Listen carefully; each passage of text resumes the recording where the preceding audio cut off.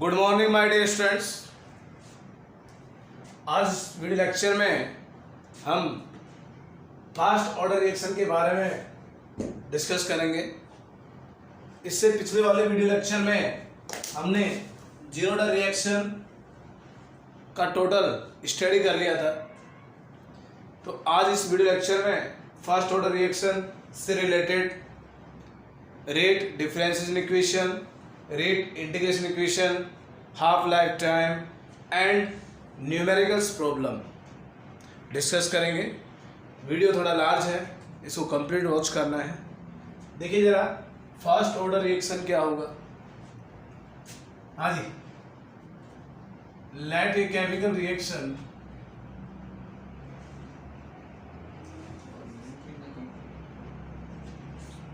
ध्यान दें, सभी स्टूडेंट ध्यान दें, वापस ध्यान दें। फास्ट ऑर्डर रिएक्शन आपको स्टडी कराने से पहले मैं आपको कुछ फॉर्मूलेज अवगत कराना चाहता हूँ।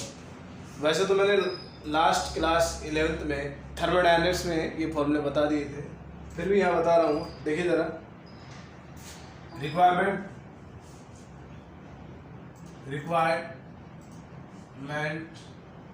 फॉर्मूले।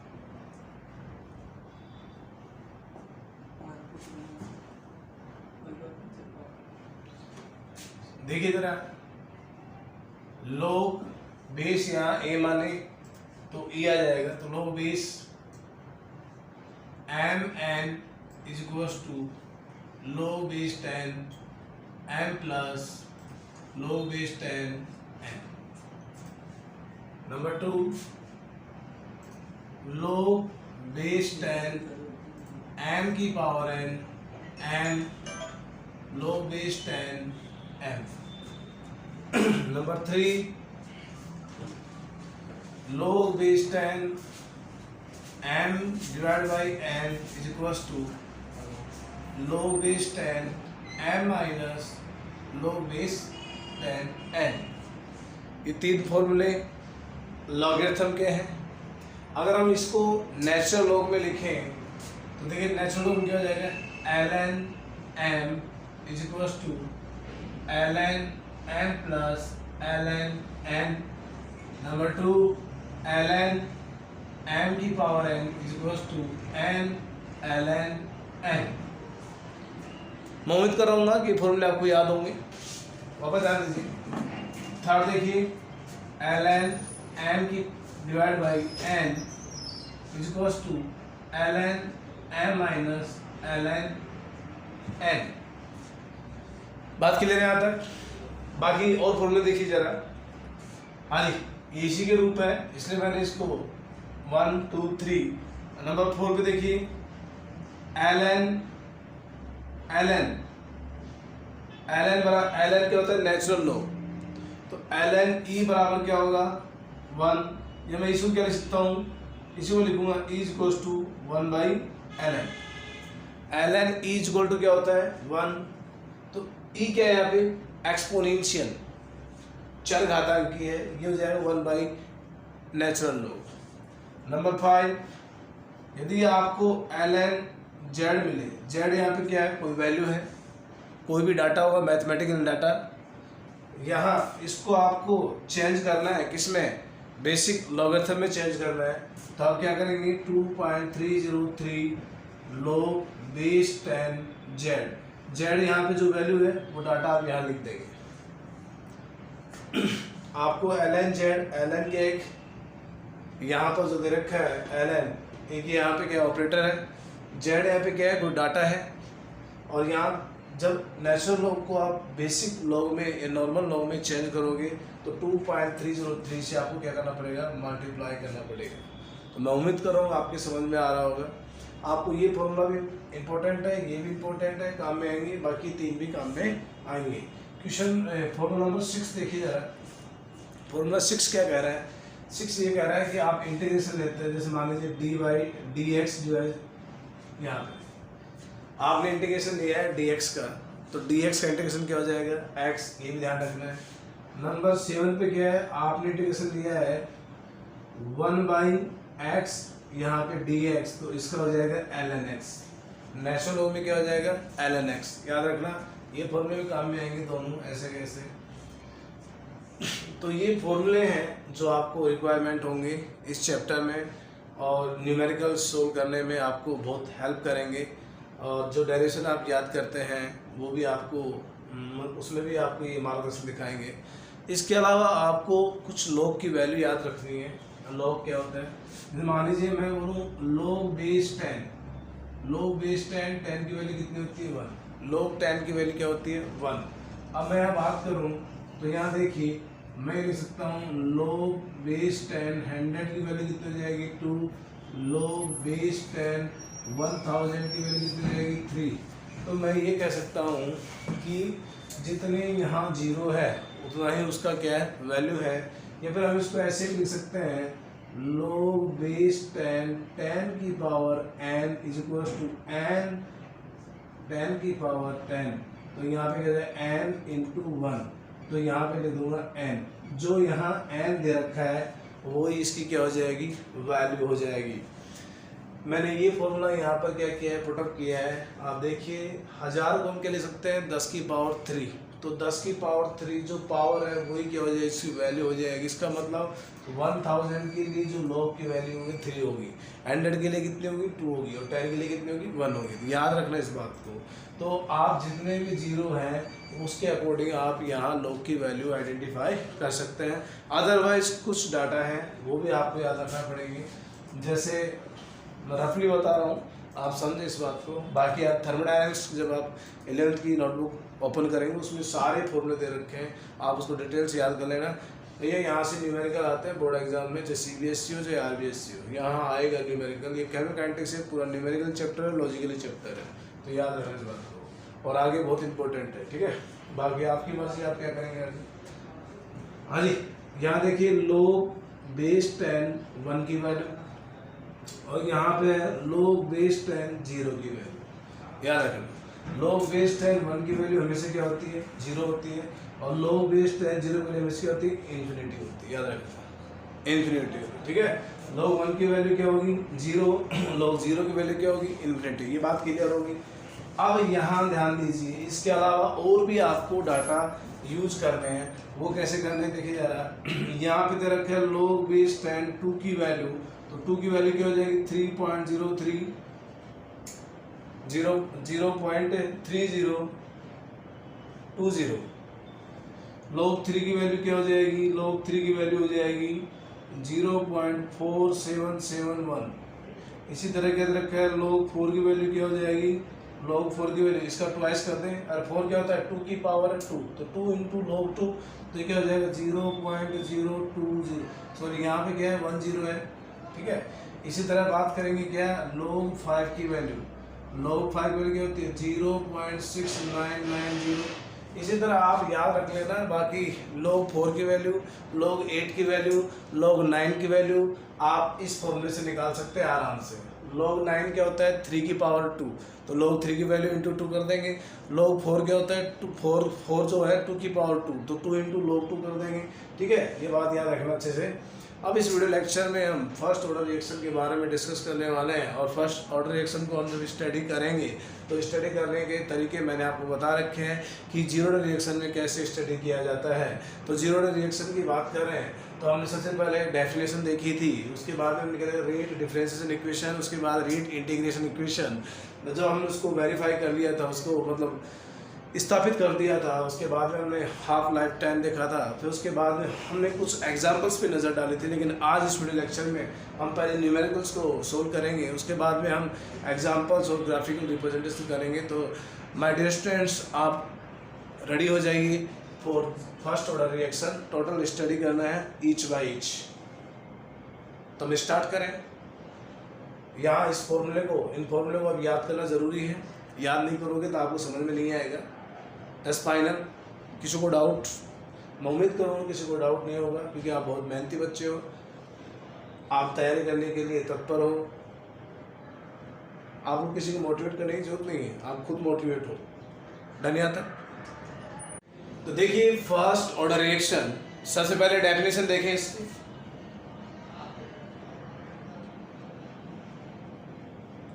ये भी बोर्ड एग्जाम में क्वेश्चन आते हैं तो हमें बताना ज़रूरी है। आप ये देखते हैं, आप डायरेक्शन याद कर लेते हैं, लेकिन केमिस्ट्री में छोटे छोटे क्वेश्चन बनते हैं। तो देखिए, the rate of reaction of a chemical reaction is directly proportional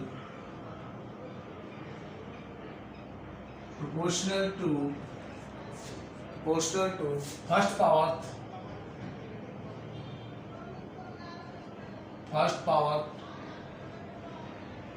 of concentration of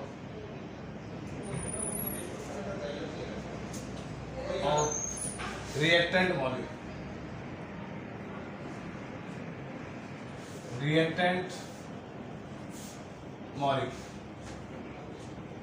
ध्यान दीजिए, the rate of reaction of a chemical reaction is directly proportional to first power of concentration of reactant molecule. ये इसकी क्या है, definition है।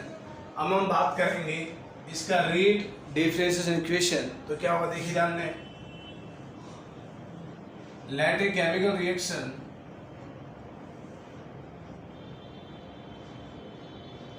जो PDF में गलतियां दे रखी है आप उसको राइट अप ना करें, वीडियो में देख के समझे उसके बाद में राइट करें। ऐसा नहीं कि आपने पहले नोट्स बना के रख दिए हैं, क्योंकि मैनेजमेंट की तरफ से आपको पूरा पीडीएफ प्रोवाइड करा दिया गया है। तो आप ऐसा नहीं कि काम चोर के बहाने एक साथ ही आप उसको राइट अप कर दें, तो गलती आपकी होगी। पहले वीडियो वॉच करें, वीडियो वॉच करने के दौरान जो आपको डीमेरिट्स या जो भी त्रुटियां आपको मिले उसको आप सही करें। ऐसा नहीं कि आपने पहले ही उसको लिख दिया और वीडियो के बस टाइम पास के लिए देख रहे हैं।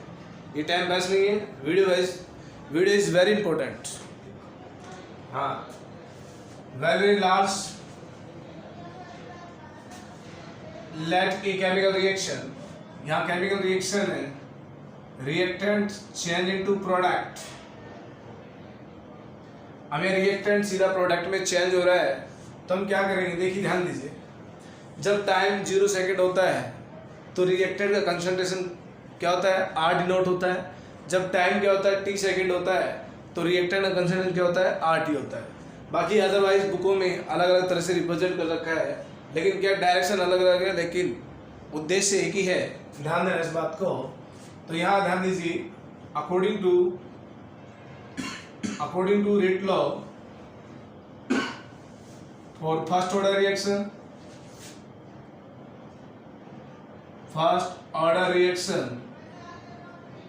देखिए फर्स्ट ऑर्डर रिएक्शन के लिए रेट लॉ क्या कहता है, इस पे आइए जरा। हाँ जी, dr divided by dt is directly proportional to r की पावर 1। और ध्यान दीजिए, the rate of reaction of a chemical reaction is directly proportional to first power of concentration reactant molecule. ये इसमें कहा गया है। अब हम इसी को मद्देनजर रखते हुए टोटल सोल्व करने वाले हैं। तो देखिए क्या होगा, इसको हम सोल्व करेंगे तो हम इसको ये लिख सकते हैं, माइनस आपको पता ही है, माइनस क्यों है, क्योंकि यहाँ with respect to reactant molecule है, तो प्रोडक्ट के लिए क्या होता है, प्लस। तो यहाँ पे क्या आ जाएगा कि आपके नोटबुक में K1 लिख रखा होगा, 1 लिखने की कोई जरूरत नहीं है। यहाँ पे क्या है, R किसी की पावर 1 वही होगी जो यहाँ पे दे रखा है। इक्वेशन नंबर फर्स्ट, ये जो इक्वेशन नंबर फर्स्ट है, equation number first is known as rate, equation number first is known as rate differential equation.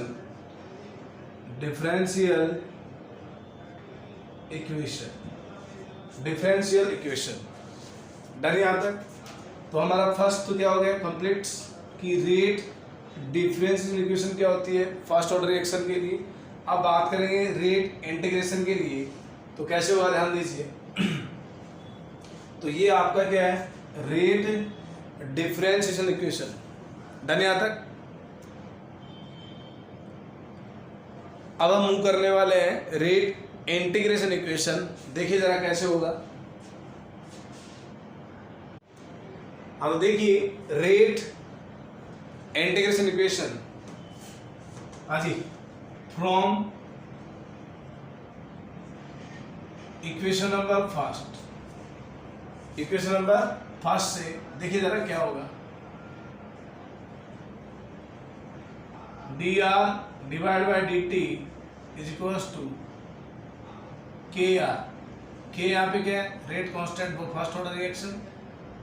ये है इक्वेशन फर्स्ट। इसको मैं कैसे लिख सकता हूँ, इसको मैं ऐसे लिख सकता हूँ कैसे, D R divide by R is equals to minus K D T equation number 2। अब हमें करना क्या है, इक्वेशन नंबर 2 का इंटीग्रेशन लेना है। Taking integration of equation number 2 तो क्या हो जाएगा, D R divide by R is equals to minus K D T. सभी ध्यान देना। अब यहाँ डी टी जो दे रखा है तो डी टी मैंने बता रखा है डी एक्स के रेस्पेक्ट में क्या होता है भैया, एक्स, इसका इंटीग्रेशन होता है। और इसी तरह बात करूं मैं 1/x डी एक्स का इंटीग्रेशन क्या होता है, ln x। सभी का क्लियर यहाँ तक। डी एक्स का इंटीग्रेशन करना है तो हमें क्या मिलेगा, x मिलेगा, और 1/x with respect to D X तो यहाँ पे क्या लिखेगा, ln x मिलेगा। डन यहाँ तक सभी का, किसी को डाउट नहीं होगा। चलो आगे बढ़े।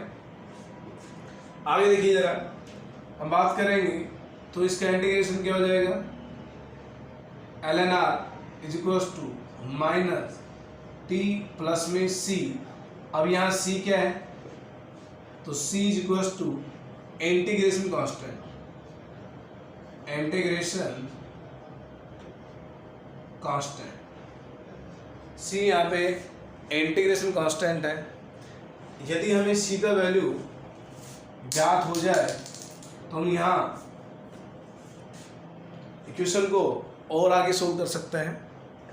तो देखिए जरा हम c की वैल्यू कैसे ज्ञात करेंगे, तो यहाँ कंडीशन लगाएंगे when t equals to 0 second तो then r is equals to r naught, ये मैंने बता रखा है।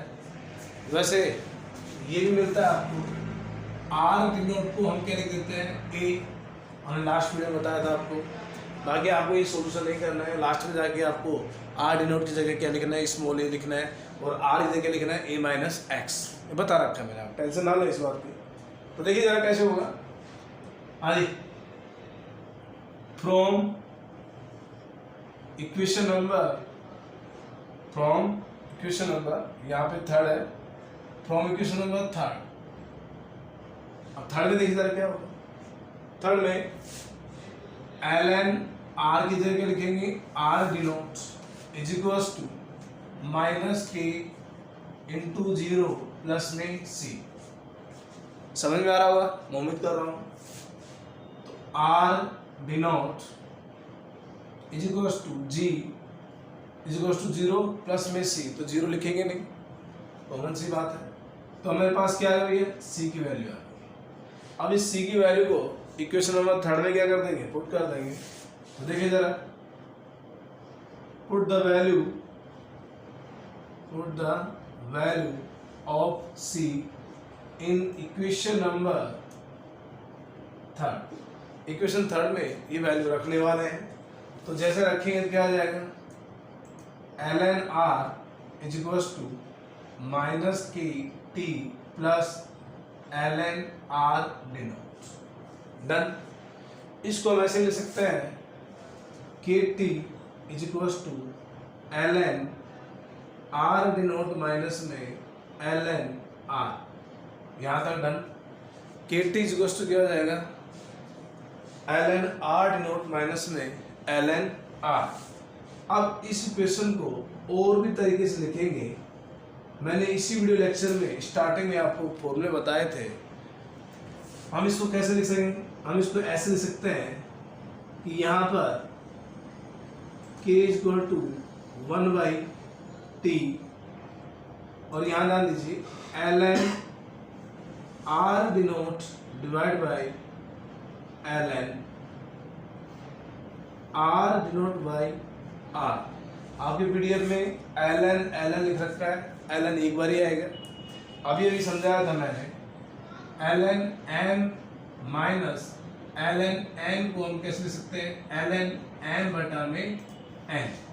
वीडियो लेक्चर के स्टार्टिंग में ये बात मैंने क्लियर कर दी थी कि ln m माइनस में ln n, तो क्या रहेगा? ln m बटे n। ठीक है, यहाँ तक क्लियर। ये जो इक्वेशन है, ये equation number fourth,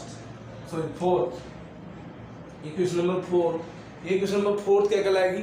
rate integration equation. क्या कहलाएगी?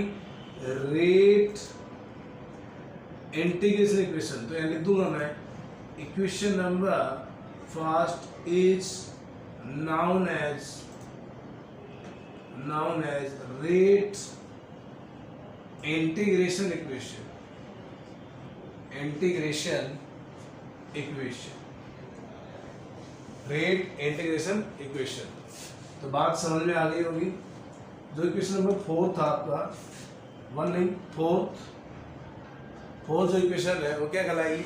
Rate integration equation. बात यहाँ तक क्लियर हो गई होगी।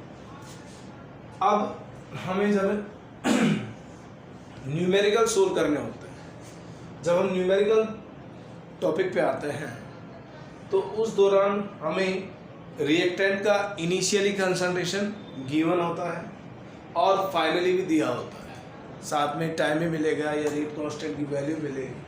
लेकिन ध्यान दीजिए, जो ये फॉर्मूला आपको दिख रहा है, इस फॉर्मूले की सहायता से आप उस क्वेश्चन को सोल्व नहीं कर सकते। तो फिर हम क्या करें कि इस फॉर्मूले का यूज हम न्यूमेरिकल में लें। तो इस फॉर्मूले का यूज न्यूमेरिकल में लेने के लिए आपको इस फॉर्मूले को ट्रांसफर करना पड़ेगा इन बेसिक लॉग। नॉर्मल लॉगरिथम में इसको चेंज करना पड़ेगा। और मैंने आपको बता रखा है कि नेचुरल लॉग यहाँ पे क्या है, कोई भी डाटा है, इसको अगर आप चेंज करना चाहते हैं इसमें नॉर्मल लॉग में, तो आप क्या करेंगे, इसे 2.303 log बेस 10 z, इसे 2.303, ध्यान से सुने, 2.303 वैल्यू से इसको मल्टीप्लाई करेंगे, तब जाके आपका ये जो फॉर्मूला है वो न्यूमेरिकल के लिए यूजफुल होगा, अन्यथा नहीं होगा। मेरी बात समझ में आ गई। हमने फर्स्ट ऑर्डर रिएक्शन की डेफिनेशन देखी, फिर हमने डेफिनेशन के अकॉर्डिंग सारा काम किया। किसी स्टूडेंट को कंफ्यूज नहीं होना चाहिए, माइनस क्यों आया यहाँ पे? माइनस यहाँ पे क्या है? ये जो नेगेटिव साइन है with respect to concentration of reactant molecule है। आपने रेट ऑफ रिएक्शन का जब स्टडी किया था तो वहाँ हमने अच्छे से बताया था आपको। फिर हमने क्या है कि इसका फिर ये जो इक्वेशन नंबर सेकंड जो तैयार हुआ है, इसका हमने क्या किया है, इंटीग्रेशन किया है विदाउट लिमिट्स। लिमिट नहीं रखी थी हमने, वैसे आप लिमिट रख के भी इसको सोल्व कर सकते हैं। टाइम 0 सेकंड माने और t सेकंड माने तो वहाँ पे ये सोल्व हो सकता है, इसमें कोई दिक्कत नहीं है। लेकिन आपके लिए मैंने जो बायोलॉजिक स्टूडेंट है उसके लिए मैंने ईजी तरीके से इसको समझाया है। फिर यहाँ देखिए हमारे पास इक्वेशन नंबर थर्ड आई है। अगर हमारे पास c की वैल्यू आ जाए तो इक्वेशन और आगे सोल्व हो सकती है। तो हमने क्या किया है, जो c की वैल्यू है, c यहाँ पे क्या है, c यहाँ पे करके इंटीग्रेशन कांस्टेंट, इसकी वैल्यू हमने यहाँ पे क्या है निकाली। तो कैसे, हमने जब टाइम को 0 सेकंड माना तो r क्या हो जाता है, r डिनोट हो जाता है initially concentration of reactant molecule. फिर यहाँ हमने क्या किया, ये वैल्यू पुट की। हम अगर c की वैल्यू आ चुकी है, c की वैल्यू हमने इक्वेशन नंबर थर्ड में पुट की, और पुट करने के दौरान हमारे पास जो फोर्थ इक्वेशन मिली है वो फोर्थ इक्वेशन क्या कहलाती है, वो फोर्थ इक्वेशन कहलाएगी, फोर्थ इक्वेशन कहलाएगी रेट इंटीग्रेशन इक्वेशन। क्या कहलाएगी, रेट इंटीग्रेशन इक्वेशन। यहाँ फोर्थ क्या कहलाएगी भैया, रेट इंटीग्रेशन इक्वेशन। बात क्लियर है? अब इसमें क्या करेंगे, चेंज इन log बेस 10, तो क्या हो जाएगा, कैसे चेंज करते हैं इसको, ln z is equal to 2.303 log base 10 और यहाँ पे क्या आ जाएगा जेड। जेड यहाँ पे क्या है, एक वैल्यू है, तो कैसे करेंगे इसको, हाँ जी, के इज इक्वल्स टू 2.303, ऐसे लिख दें 1/t 2.303, हाँ जी, log base 10 r denotes divide by r, इसको इजी तरीके से लिखें तो k is equals to 2.303 divide by t log base 10 r denote divide by r। लीजिए ये आपका इक्वेशन जो आया है, ये इक्वेशन जो है वो फोर्थ का ही रूप है, तो इसको मैं फोर्थ लिखूं या 5 लिखूं, इक्वेशन नंबर 5, और क्या लिख देंगे इक्वेशन 5 में, क्या लिख देंगे, equation number 5 is known as rate integration equation, rate integration equation. और इसी इक्वेशन से आप क्या न्यूमेरिकल यहाँ सोल्व करेंगे। अगर आपको रेट कांस्टेंट निकालना है तो ये फॉर्मूला यूज करेंगे, अगर टी निकालना है तो टी का फॉर्मूला यूज करेंगे। तो इस फॉर्मूले को हम दो तरीके से लिख सकते हैं, के इज इक्वल टू क्या आ जाएगा 2.303 divide by T log base 10 r denote divide by r, ये फॉर्मूला फर्स्ट। इसी को t निकालें तो क्या आ जाएगा 2.303 डिवाइड बाई k, इधर क्या आ जाएगा log base 10 r denote divide by r, ये यहाँ पे दे इधर। अब आपको करना क्या है, आप ध्यान दीजिए सभी स्टूडेंट, देखिए जरा, यहाँ पे जो आर डिनोट दे रखा है ये इनिशियली कंसंट्रेशन है। अगर आपको क्वेश्चन में इनिशियली कंसंट्रेशन नहीं दी हुई है, ये गिवन नहीं है, तो आप अगर परसेंटेज में क्वेश्चन को सोल्व कर रहे हैं तो इनिशियली कंसंट्रेशन को आप 100 मानेंगे, अगर यूनिट में सोल्व कर रहे हैं तो इनिशियली कंसंट्रेशन को आप 1 मानेंगे, ये बात याद रखना। और यहाँ जो टाइम है वो जो भी दिया हुआ है, सेकेंड है, मिनट है, ईयर है, उसी के अकॉर्डिंग चलेंगे, ऐसे नहीं हमारे मनमानी अकॉर्डिंग चलेंगे, तो ऐसा नहीं चलना है। और यहाँ फर्स्ट ऑर्डर रिएक्शन के लिए रेट कांस्टेंट की यूनिट होती है वो हमेशा टाइम इनवर्स मिलेगी। तो आपको क्वेश्चन में जो न्यूमेरिकल दिए होंगे उसमें ये नहीं होगा कि फर्स्ट ऑर्डर रिएक्शन के लिए सोल्व करना है या सेकंड ऑर्डर के लिए करना है या जीरो ऑर्डर के लिए करना है। आपको अगर सोल्व क्वेश्चन करना है तो आप याद रखना रेट कांस्टेंट की वैल्यू जो दे रखी है रेट कांस्टेंट की, उसके पीछे की तरफ आपको यूनिट मिलेगी और उस यूनिट से आप आइडेंटिफाई करेंगे कि ये फर्स्ट ऑर्डर है या फिर जीरो ऑर्डर है। तो अब इस वीडियो लेक्चर में हम हाफ लाइफ टाइम के बारे में डिस्कस करेंगे और मैं उम्मीद करूंगा कि आपको हाफ लाइफ टाइम की डेफिनेशन अच्छे से समझ में आ गई थी। मैंने लास्ट वीडियो में आपको ये बताया था कि during time the concentration of reactant molecule will be half. कहने मतलब ये है वह समय जिसके दौरान रिएक्टेंट का जो इनिशियली कंसंट्रेशन है वो क्या हो जाता है, हाफ हो जाता है। तो the molecules of reactant molecules the reactant molecules are consume, ठीक है, एज हाफ या फिर 50% अमाउंट, 50% में क्या होता है कंज्यूम हो जाता है और 50% में क्या होता है फॉर्म हो जाते हैं एज ए प्रोडक्ट के रूप में। हालांकि इसको ज़्यादा अंडर में नहीं जाना है, आपको एक लाइन याद रखनी है कि during time the initially concentration of reactant molecule will be half. Initially concentration क्या हो जाती है, हाफ हो जाती है, वह समय क्या कराएगा, हाफ लाइफ टाइम। तो बात क्लियर है आता है, आप देख लीजिए इस डायरेक्शन को, ये डायरेक्शन एग्जाम में आता रहता है, तो डिटेल समझ लेना आप इसको। अब हम हाफ लाइफ टाइम के डिस्कस करेंगे। डन यहाँ तक किसी को डाउट नहीं होगा, फॉर्मूले याद रख लेना, वो फॉर्मूले आपको न्यूमेरिकल में हेल्प करेंगे।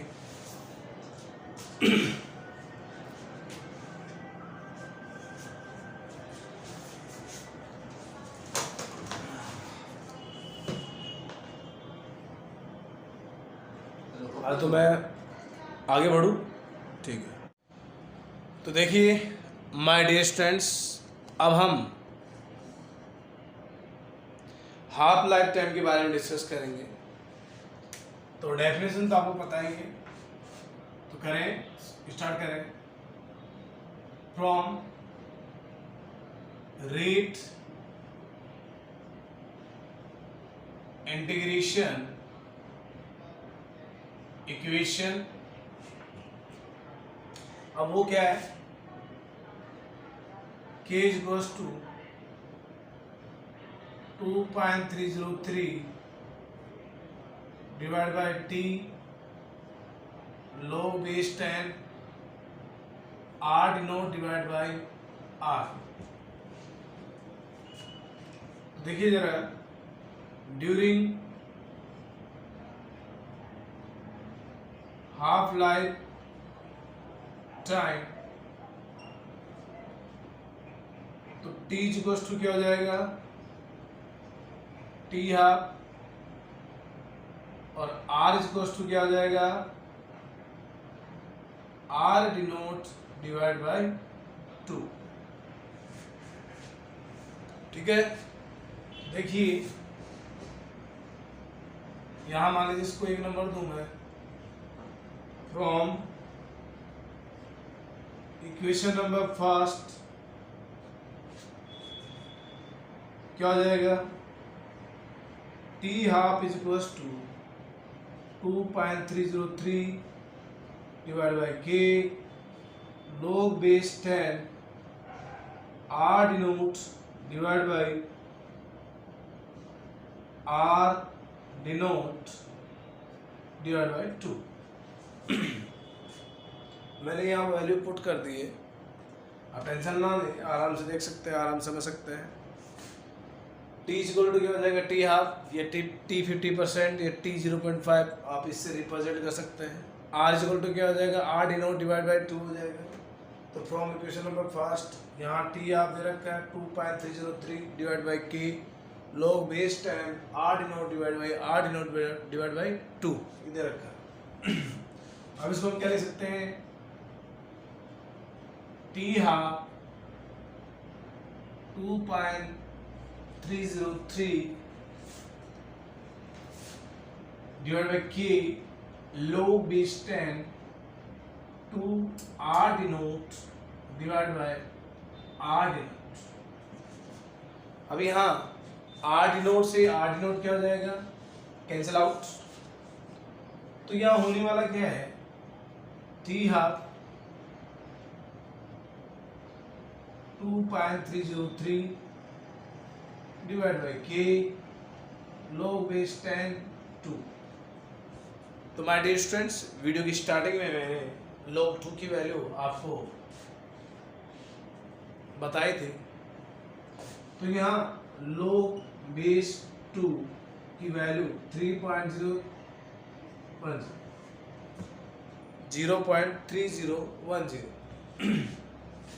तो यह क्या जाएगा, half life 2.303 divide by k into 0.3010।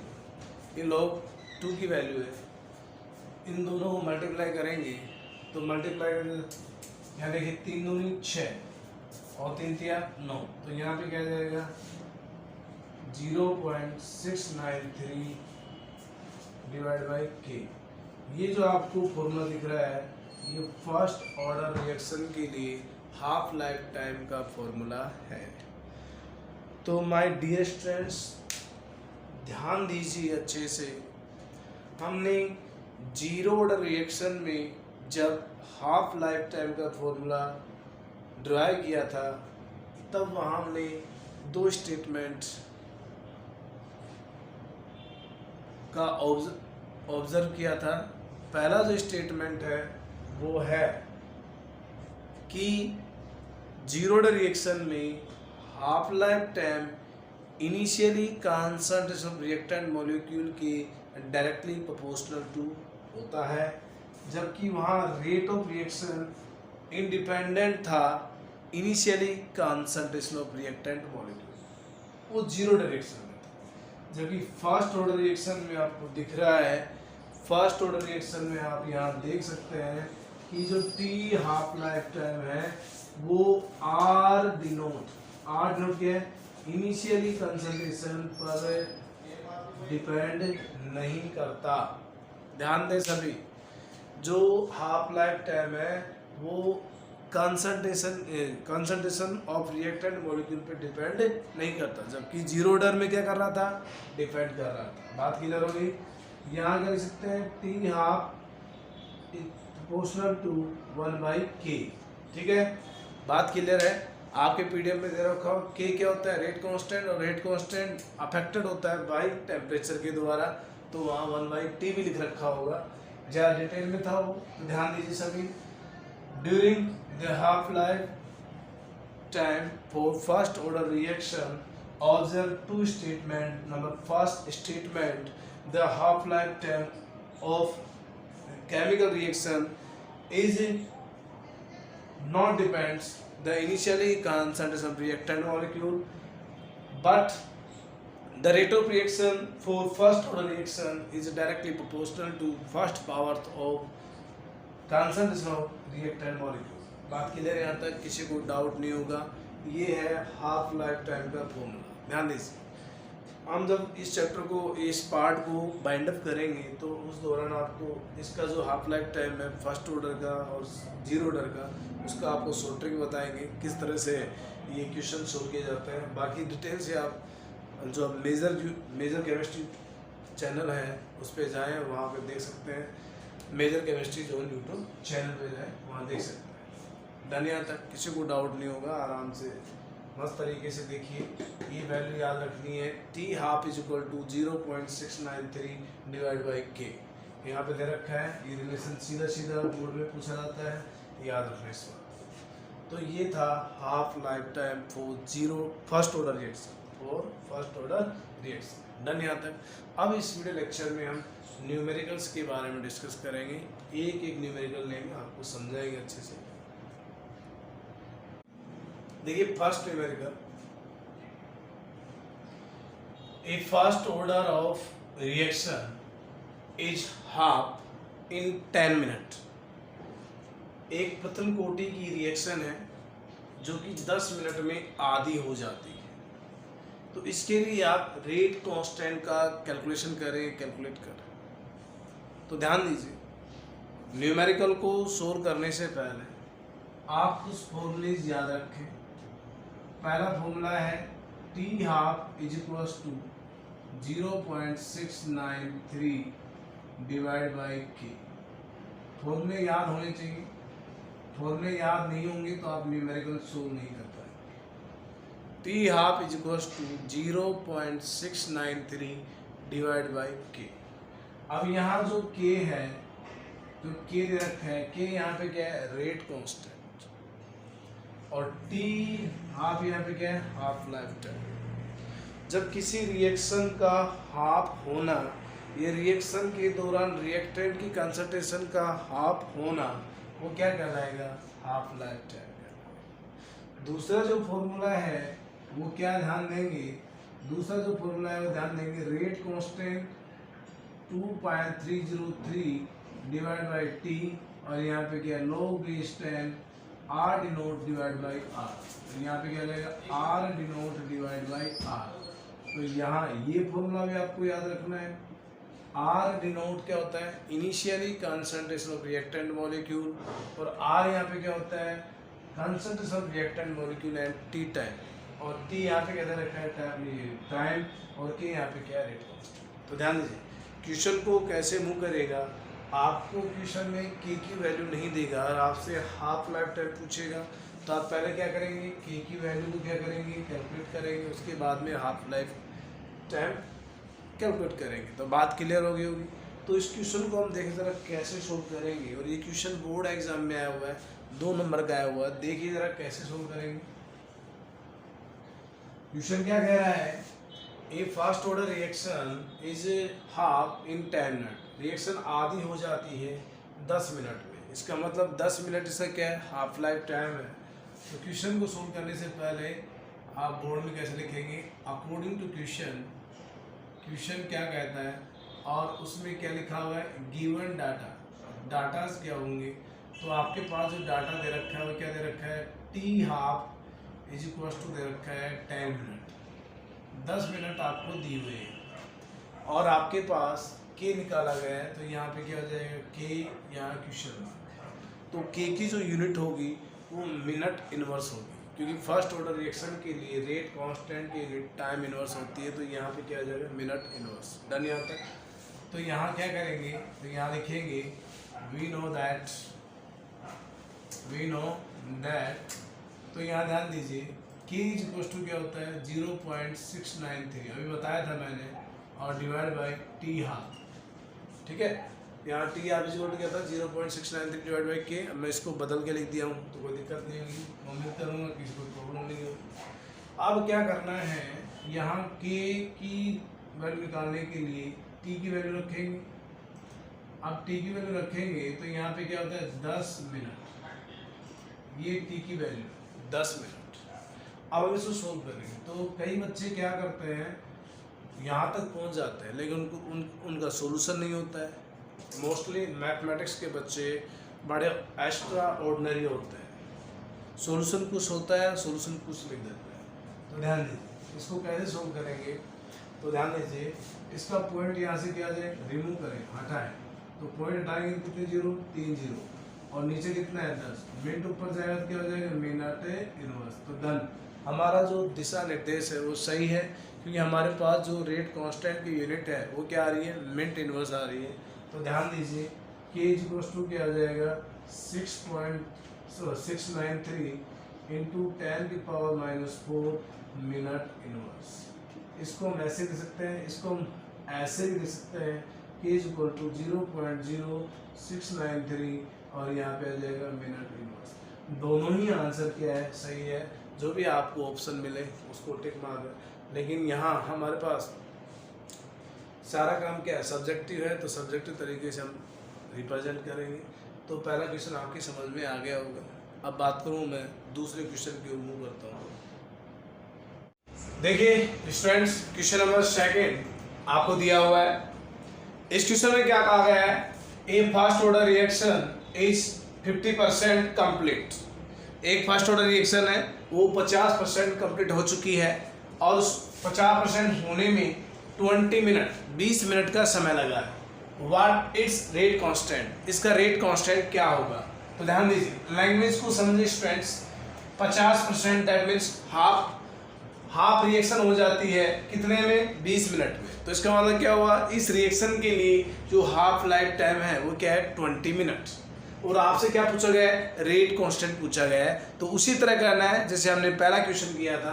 तो कैसे करेंगे देखिए my dear students, according to question given data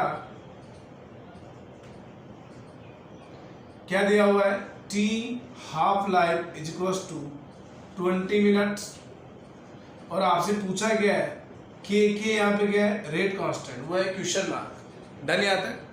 अब करना क्या है, वी नो दैट, ये तो याद रखना ही पड़ेगा, यहाँ T half is equals to 0.693 divide by K. आपसे क्या पूछा गया है, के की वैल्यू पूछी गई है। तो यहाँ के इज इक्वल टू क्या आ जाएगा, K is equals to 0.693 divide by T half. Question में टी हाफ दिया हुआ है तो आप टी हाफ में रखेंगे तो T is equals to 0.693 divide by 20 minute ऊपर आएगा तो क्या हो जाएगा मिनट इनवर्स। सोल्व करें जरा, क्या आ जाएगा 693 डिवाइड बाई इंटू 20। डन यहाँ तक।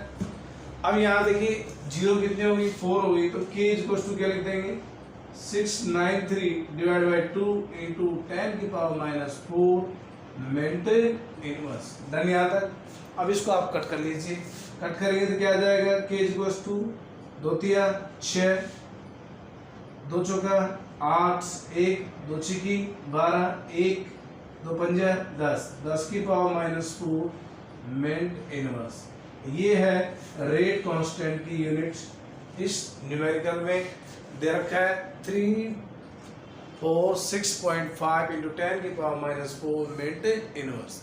तो ये था क्वेश्चन नंबर 2। तो मैं उम्मीद करूँगा कि क्वेश्चन भी आपके समझ में आ गया होगा। अब नेक्स्ट क्वेश्चन की ओर मूव करेंगे। देखिए my dear students, question number 3 उसी टाइप का है। For a reaction N2O5 dinitrogen pentoxide decompose हो रहा है डाइनाइट्रोजन टेट्राऑक्साइड में, और ये इस रिएक्शन के लिए जो हाफ लाइफ टाइम आपको दी हुई है वो 6.93 दी हुई है। नहीं आता। अब आप क्या करना है, डिटरमाइन रेट कांस्टेंट, आपको के निकालना है। क्या निकालना है? के। तो ध्यान दीजिए करना क्या है। अब क्वेश्चन में स्टूडेंट के लिए प्रॉब्लम ये है कि सर ये फर्स्ट ऑर्डर का है फिर जीरो ऑर्डर का है। तो ध्यान दीजिए, आपने जो 4 एग्जाम्पल स्टडी किए हैं, क्या वो 4 एग्जाम्पल में से कोई एग्जाम्पल है? तो स्टूडेंट ने बोला कि सर इसमें 4 में से कोई एग्जाम्पल नहीं है। इसका मतलब तुम्हारे सिलेबस में जीरो ऑर्डर और फर्स्ट ऑर्डर ही है। तो जो फर्स्ट ऑर्डर रिएक्शन है उसका एग्जाम्पल है। अगले वीडियो लेक्चर में आपको एग्जाम्पल, ग्राफिकल रिप्रेजेंटेशन सब बताएंगे। नाइट्रोजन डाइनाइट्रोजन पेंटाऑक्साइड का डीकम्पोजिशन होना ये 2 स्टेप में होता है, जिसमें एक स्लो स्टेप होता है, उसी के थ्रू हम ऑर्डर ऑफ रिएक्शन निकालते हैं यूज ऑफ रेट लॉ का यूज करके हम रेट ऑफ रिएक्शन निकालेंगे, इसका जो भी है।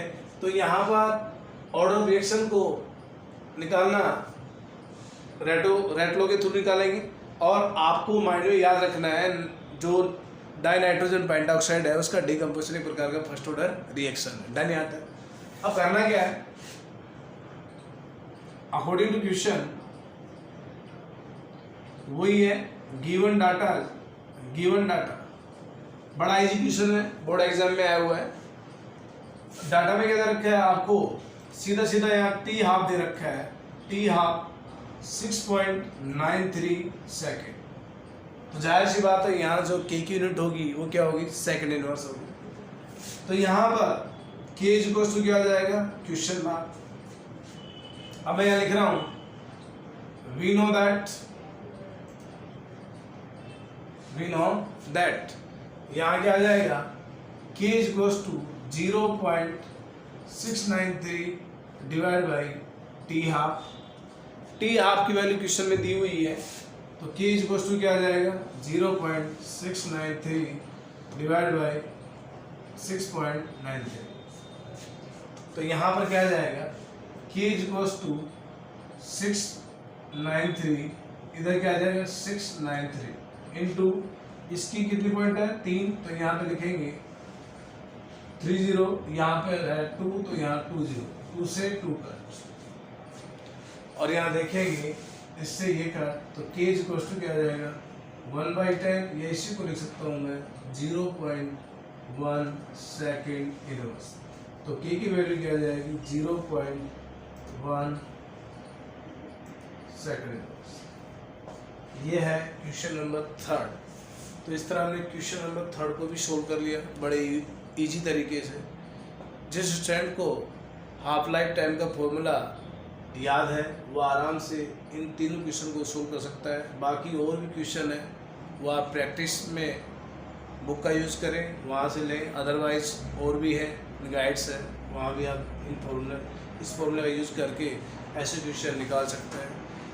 अब हम इसी वीडियो लेक्चर में दूसरे टाइप के क्वेश्चन की बात करेंगे, जिसमें ये आएगा कि आपको क्वेश्चन में ही आंसर दिया होगा, लेकिन आपको वहाँ पे प्रूव करना है, उसको सिद्ध करना है कि ये किस प्रकार से होता है। तो आइए ज़रा देखिए ज़रा question number 4। Show that time period for 90% completion is twice मतलब 2 times the time required for the completion for 99% reaction।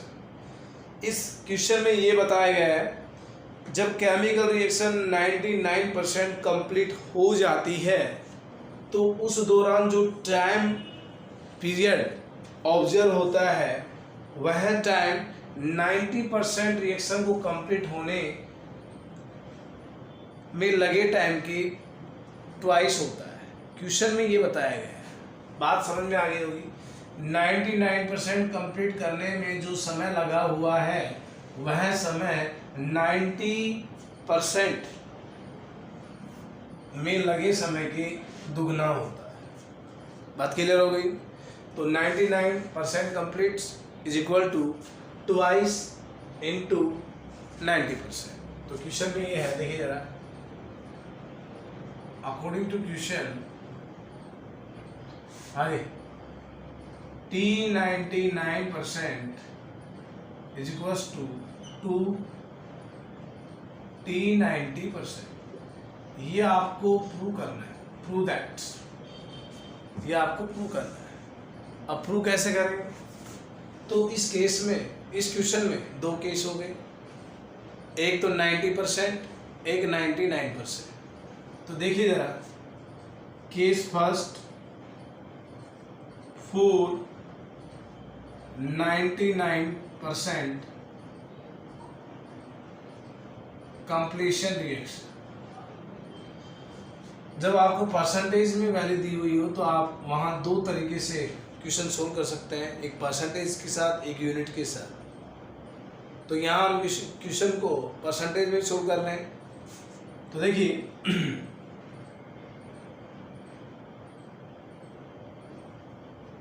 According to question में बताया गया है जो R डिनोट है, R डिनोट वो कितना है 100 मोल पर लीटर, 100 मानेंगे। और जो R है वो क्या है 100 माइनस में 99 is equal to 1। Remaining concentration of reactant molecule during 99% completion reaction is 1. Initially concentration of reactant molecule is 100. Done यहाँ तक।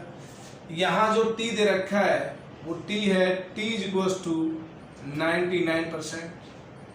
K की वैल्यू आपको दी नहीं गई, तो हम क्या करेंगे, इसको हम फिर सोल्व करेंगे अच्छे से। देखिए जरा, तो क्या लिखेंगे, we know that हमने फर्स्ट ऑर्डर रिएक्शन का जो फॉर्मूला पढ़ा है वो क्या पढ़ा है, K is equals to 2.303 divide by T, इधर आ जाएगा log base 10 R denote divide by R। ये है फर्स्ट ऑर्डर रिएक्शन का फॉर्मूला। डन यहाँ तक, किसी को कोई डाउट नहीं होगा। अब आगे बढ़ेंगे, इसी पेज पे ले लेते हैं। तो यहाँ पर क्या होगा, T यहाँ पे क्या रखा है, T99% is equals to 2.303 divide by K, इधर क्या आ जाएगा log base 10 R डिनोट कितना माना आपने 100 और R कितना है 1। तो यहाँ क्या लिखेंगे, T99% is equals to 2.303 divide by K log base 10, और यहाँ 100 को क्या लिख सकते हैं 10 की पावर 2। और मैंने ये कहा था 10 की जितनी पावर है वो उसका क्या होगा, log की वैल्यू होगी। तो T99% is equals to 2.303 into 2 divide by K, क्योंकि log 10 की पावर 2 की वैल्यू हमेशा कितनी होती है, कितनी होती है भैया 2 होती है। इसे क्या बोलेंगे, इक्वेशन नंबर फर्स्ट। डन यहाँ तक, किसी को डाउट नहीं होगा, सबके समझ में आ गया होगा। इनिशियली कंसंट्रेशन आप क्या माने 100 माने जब परसेंटेज में दिया हो, और बड़ा इजी है सोल्व करना इसको। अब केस सेकंड क्या है, केस सेकंड क्या कह रहा है, फॉर 90% कंप्लीशन, 90% कंप्लीशन रिएक्शन 90% करना है। तो कैसे करेंगे, इनिशियली कंसंट्रेशन क्या मानेंगे, R डिनोट क्या मानेंगे 100। तो फाइनली क्या हो जाएगी, R इज इक्वल टू 90/10। तो during 90% completion reaction the remaining concentration of reactant molecule is 10 mole per litre. T is equal to क्या रखा है, T90%। तो पूछा है आपसे क्या है रिलेशन, तो क्या लिखेंगे, वी नो दैट। तो यहाँ पे क्या आ जाएगा, T सीधा लिख रहा हूँ मैं, T90% is equals to 2.303 divide by K, इधर क्या आ जाएगा log base 10, R डिनोट कितना है 100 और R कितना है 10। मैंने सीधी वैल्यू रख दी है यहाँ पे, 0 से 0 कट। तो यहाँ पे आ जाएगा log 90%, sorry T90% 2.303 divide by K, log base 10, और log base 10 की वैल्यू कितनी होती है, यहाँ होती है 1। डन यहाँ तक। तो यहाँ क्या होगा, तो लिख सकते हैं T90% is equal to 2.303 divide by K. ये है इक्वेशन नंबर सेकंड। डन यहाँ तक। अब क्वेश्चन में क्या बताया गया है उस क्वेश्चन पे जाइए जरा। क्वेश्चन क्या कहता है, हाँ जी, अकॉर्डिंग टू क्वेश्चन, हाँ जी, T99% divide by T90%, question mark, यहाँ तो 2 दे रखा है, ठीक है। तो यहाँ क्या लिखेंगे, इनकी वैल्यू रख देंगे। तो T99 कितना है, 2.303, यहाँ लिखूँ मैं T99 divide by T90 is equal to 2.303 divide by K into 2। हाँ जी, अब मैं नीचे डिवाइड करूंगा तो ऊपर लेके आ जाऊँ डायरेक्ट, तो क्या आ जाएगा, के इधर क्या है 2.303, के से के कट और 2.303 से ये कट, तो बच गया क्या 2। तो यहाँ पे क्या है T99% divide by T90% is equal to 2। लीजिए भैया, ये आपका प्रूव हो गया। तो इसको हम क्या लिखते हैं, T90% is equal to 2 into T90%। ऐसे कैसे इक्वेशन बोर्ड में आया हुआ है 2 नंबर का, आप इसको आराम से समझ सकते हैं, ठीक है। अकॉर्डिंग टू क्वेश्चन लिखिए या फिर from question number first and second लिखिए, बात वही है। तो देखिए हमारा क्वेश्चन ये था कि 99% जब रिएक्शन कंप्लीट हो जाती है तो उसमें जो टाइम आपको कंज्यूम होता है वह टाइम 90% रिएक्शन कंप्लीट होने की 2 टाइम्स के इक्वल होता है। तो क्वेश्चन में ये थी लैंग्वेज, तो आपको समझ में आ गया होगा आराम से। बाकी ये ध्यान दीजिए, कंपटीशन एग्जाम में जब जाओगे तो सीधा सीधा रिलेशन पूछा जाता है कि 99% कंप्लीट होने में जो टाइम रिक्वायर्ड है वो 90% का कितना टाइम्स है या हाफ टाइम का कितना टाइम्स है। तो ये आपसे क्वेश्चन डायरेक्ट पूछे जाते हैं, और वो डायरेक्ट क्या होता है, उसमें शॉर्ट ट्रिक होती है, वो कंपटीशन के लिए होती है। बाकी हमारे यहाँ पर सब्जेक्टिव है, तो सब्जेक्टिव तौर पे हम पढ़ेंगे। बाकी कंपटीशन के लिए आप यूट्यूब पे जाके वहाँ पे आप देख सकते हैं, वहाँ पे अच्छे से शॉर्ट ट्रिक समझा रखी है, कोई टेंशन नहीं है। अरे तो ये क्वेश्चन नंबर 4 था। अब क्वेश्चन नंबर 5 की ओर मूव करने वाले हैं, आप क्वेश्चन को अच्छे समझें। क्वेश्चन नंबर 5 देखिए जरा, prove that the time taken for 99% complete reaction of a first order reaction is approximately 10 times of half lifetime। Question में ये कहा गया है कि 99% कंप्लीट होने में जो टाइम आपको ऑब्जर्व हो रहा है, जो टाइम पीरियड आपको रिक्वायर्ड है, वह हाफ लाइफ टाइम की 10 टाइम्स के इक्वल होता है क्वेश्चन में। तो उसी तरह से सोल्व करेंगे आपको। देखिए जरा, हाँ जी, अकॉर्डिंग टू क्वेश्चन यहाँ पर जो दिया हुआ है वो है 99% कंप्लीट होने में जो टाइम रिक्वायर्ड है वो टी हाफ का क्या भैया 10 टाइम्स। तो यहाँ का लिखेंगे केस फर्स्ट में क्या है, फॉर 99% कंप्लीशन रिएक्शन, तो क्या आ जाएगा, आर डिनोट, मैंने पहले बताया था क्या मानेंगे 100, तो यहाँ आर क्या हो जाएगा 100 माइनस में 99 is equal to 1। Remaining concentration of reactant molecule during 99% complete reaction और the initially concentration of reactant molecule is 100। Clear यहाँ तक। और ये जो हाँ टी दे रखा है, टी क्या है 99%, तो क्या लिखेंगे, वी नो दैट, हम जानते हैं फर्स्ट ऑर्डर रिएक्शन में ऐसा क्या था। तो देखिए क्या था, K is equals to 2.303 divide by T, इधर क्या है log base 10 R denote divide by R। और यहाँ आपको वैल्यू दी गई है, आप वैल्यू को पुट करें, बिना सोचे समझे आराम से पुट करें।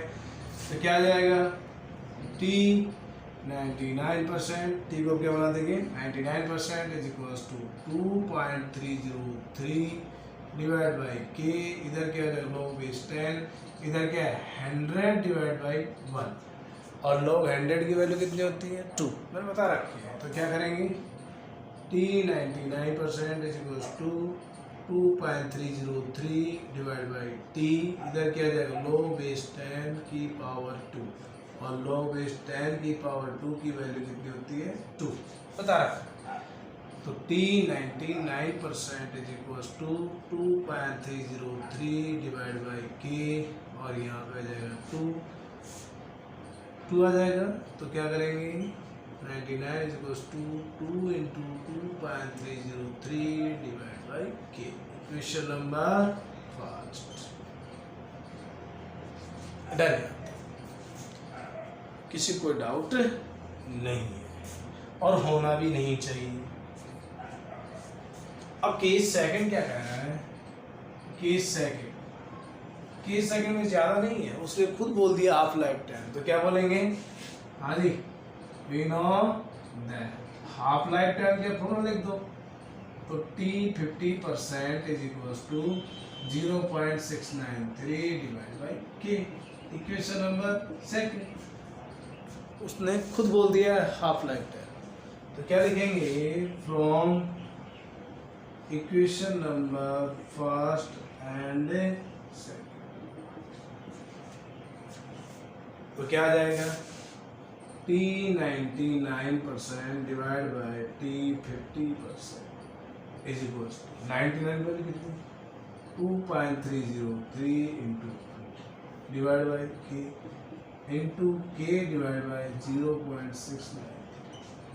डिवाइड करता है, मैंने सीधा इसको कर दिया, मल्टीप्लाई कर दिया, सीधा गुणा में नहीं आता, किसी को डाउट नहीं होगा। K से यहाँ पे क्या है, K कट, जब इसको इससे कट करेंगे तो देखो पॉइंट को उठा के बात करें, 36 18, ये 24 है, 6 चौका 24, तो 36 18, तो ये कितना है 60 के आसपास है, तो यहाँ पे हो जाएगा 3.3, सोल्व कर लेना आराम से 3.3। अब 3.3 यहाँ पे जो है उस पर ध्यान दीजिए क्या है, उसको भी आप समझें कि क्या बोला गया है इसमें, इस क्वेश्चन में 3.3 जो दे रखा है आपको, उसमें क्या करेंगे देखिए ज़रा, इसमें क्वेश्चन में थोड़ा मिस्टेक है माय डिस्टेंस, क्वेश्चन को थोड़ा सही करना। क्वेश्चन में दे रखा था 99.9% मिस्टेक, जब मैंने क्वेश्चन राइट किया था तो वहाँ मिस्टेक हो गई थी, मेरा ध्यान नहीं था। 99.9% दे रखा है, तो हम यहाँ क्या करेंगे 99.9 इसको हो जाएगा 0.1, तो यहाँ इसको यहाँ भी रखेंगे तो यहाँ पे 0.1 होगा। तो यहाँ पे जो दे रखा है log 10 की पावर 3, तो यहाँ पे 3 हो जाएगा, और यहाँ पे log 3 पॉइंट ऊपर जाएगा, 3 0 हो जाएगा, तो यहाँ पे क्या जाएगा 3, तो हम यहाँ पे क्या यूज़ करेंगे 3 यूज़ करेंगे। तो मैं उम्मीद करूँगा कि आपको ये जो क्वेश्चन में जो मिस्टेक थी ये समझ में आ गई होगी।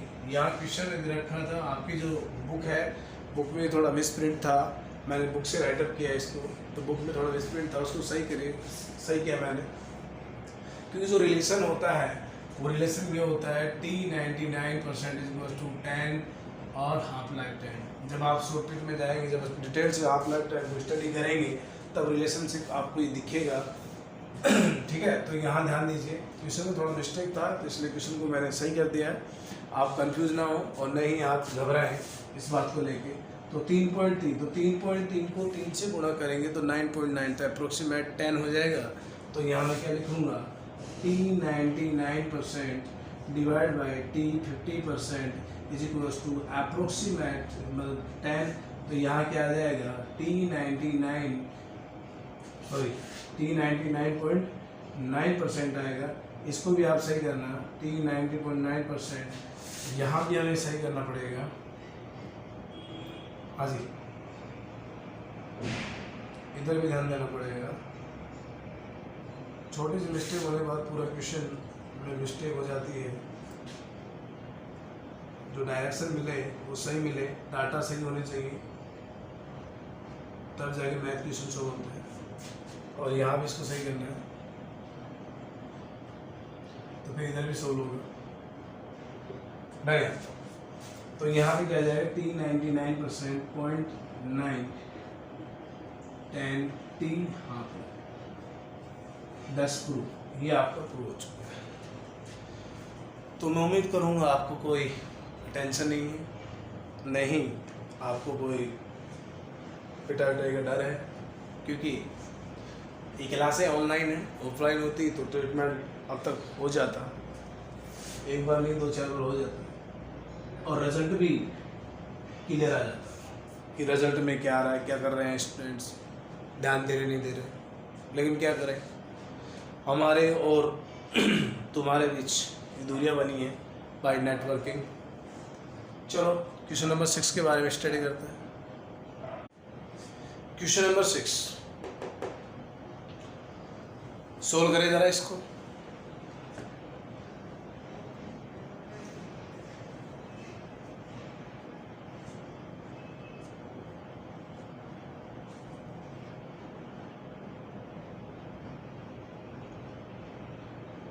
आइए जरा,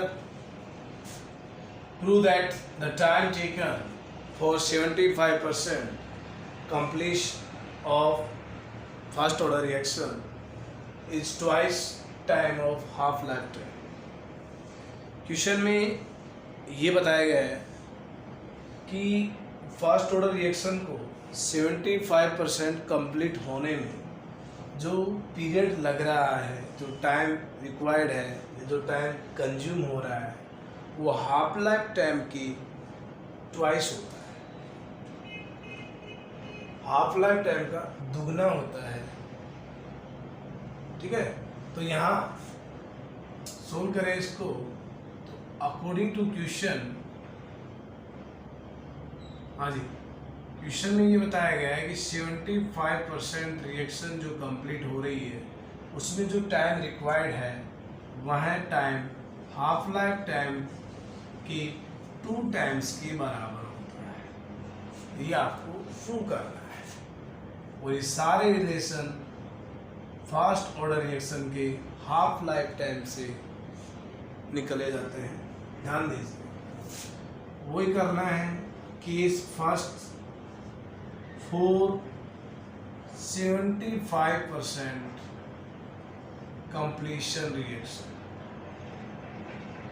लास्ट जो क्वेश्चन था वो आपके पीडीएफ में भी 99 लिख रखा है, तो आप उसको सही करना। 99.9% है। माय डियर स्टूडेंट, ध्यान देना इस बात को। यहाँ हम बात कर रहे हैं 75% कंप्लीशन रिएक्शन की, तो वही तरीका लगाना है। इनिशियली कंसंट्रेशन कितना हो जाएगा 100, तो आर फाइनली क्या हो जाएगा 100 - 75 = 25। Remaining concentration of reactant molecule during 75% completion reaction is 25 mole per liter. The initially concentration of reactant molecule is 100। बात क्लियर है यहाँ तक? तो यहाँ T = क्या मानेंगे T 75%। डन यहाँ तक? अब हमें करना क्या है, सीधा सीधा आना है उसी फॉर्मूले पे। वी नो दैट, तो क्या आ जाएगा यहाँ T 75% = 2.303 / K, इधर log base 10 R डिनोट की जगह क्या लिख दूंगा 100 / 25। धन्यवाद। अब यहाँ क्या करेंगे 25 को 100 से कट करेंगे तो 4 आएगा, तो यहाँ पे आ जाएगा 75 = 2.303 / K, इधर क्या log base 10 और 4 को हम क्या लिख सकते हैं, 4 को हम लिख सकते हैं log 10 2 की पावर 2, तो 2 log 10 2, तो 2 क्या है 2 × log 2 की वैल्यू कितनी 0.3010, तो यहाँ जाए 3.6020, ये log 4 की वैल्यू। तो log 4 की वैल्यू यहाँ पुट करेंगे तो T 75 = 2.303 × 6.020 और / के। यहाँ पे हमने log 4 की वैल्यू पुट कर दी और ये इक्वेशन नंबर हो गया फर्स्ट। किसी को डाउट नहीं होगा। अब कह रहा है केस सेकंड क्या है, केस सेकंड क्या कह रहा है, केस सेकंड में क्या है, हाफ लाइफ टाइम है। तो हाफ लाइफ टाइम में क्या हो जाएगा, तो we know that first order के लिए हाफ लाइफ टाइम के मैंने पहले कहा था, एक फॉर्मूला याद कर लेना, बार बार यूज हो रहे हैं, बोर्ड एग्जाम में न्यूमेरिकल आते हैं। तो T 50% is equals to 0.693 divide by के, इक्वेशन नंबर सेकंड। ये इक्वेशन नंबर क्या है, सेकंड है। अब होगा क्या, देखिए जरा होना क्या है यहाँ पे। तो इक्वेशन नंबर सेकंड है तो क्या लिखेंगे, from equation number first and equation number second, first और सेकंड को देखेंगे। तो देखिए क्या होगा, फर्स्ट क्या है T 75%, इधर क्या है T 50, तो यहाँ पर 75 वैल्यू कितनी है 2.303 इंटू 6.6020 और डिवाइड बाई के। अब हम इस वैल्यू को इससे डिवाइड करेंगे तो मल्टीप्लाई में लेके आएंगे, तो के डिवाइड बाय 0.69, तो के से के। अभी लास्ट वीडियो में लास्ट क्वेश्चन में हमने इसको इससे कट किया था तो यहाँ 3.3 आया। अगर 3.3 को 0.6020 से मल्टीप्लाई करेंगे तो यहाँ पर आएगा 1.9 के आसपास। तो 1.9 अप्रोक्सीमेट क्या होता है भैया, 1.9 है अप्रोक्सीमेट क्या होता है 2 के बराबर होता है, किसके बराबर होता है 2। तो क्या लिख सकता हूँ 75% कंप्रेशन रिएक्शन में जो टाइम रिक्वायर्ड है वो हाफ लाइफ टाइम में क्या होता है ट्वाइस होता है। ये हमने यहाँ प्रूव कर दिया। धन्यवाद, किसी को कोई डाउट नहीं होता। तो ये था क्वेश्चन नंबर 6। अभी और भी क्वेश्चन सोल्व कराएंगे आपको, आप तो वीडियो में कंटिन्यू बने रहिए लास्ट तक।